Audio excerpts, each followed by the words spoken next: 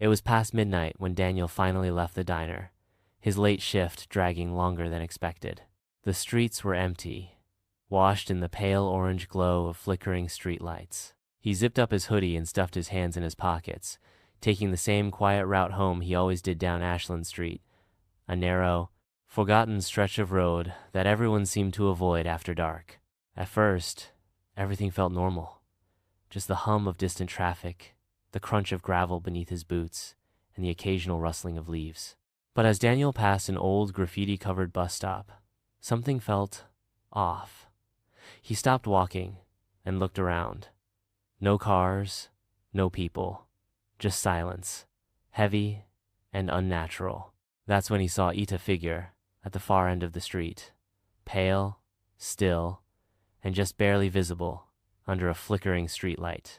Daniel squinted, thinking it was just a post or maybe a trick of the shadows. But then the figure moved slowly, deliberately one step forward. Daniel's heart picked up. He looked down at his phone, trying to distract himself, but the signal had dropped. No internet.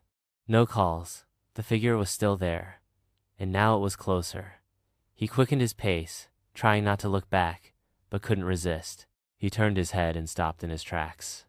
Now there were two figures, standing side by side staring at him.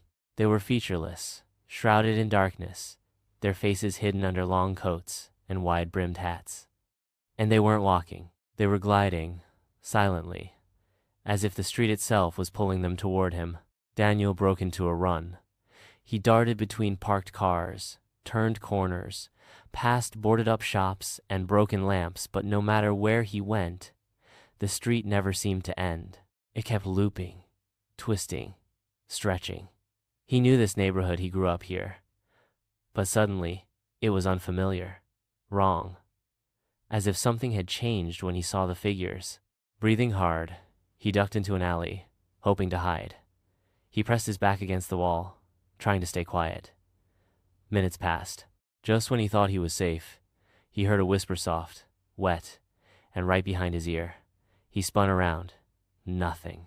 Then, in the reflection of a broken window, he saw them, standing right behind him, still, silent. Daniel screamed. The next morning, Ashland Street was empty again. The breeze carried an eerie silence. No one remembered seeing Daniel. His phone was found cracked in the gutter, still playing the last message he recorded. Heavy breathing, footsteps, and distant, haunting whispers. Some say if you walk Ashland Street after midnight, you'll hear them too. But don't look back. They're waiting.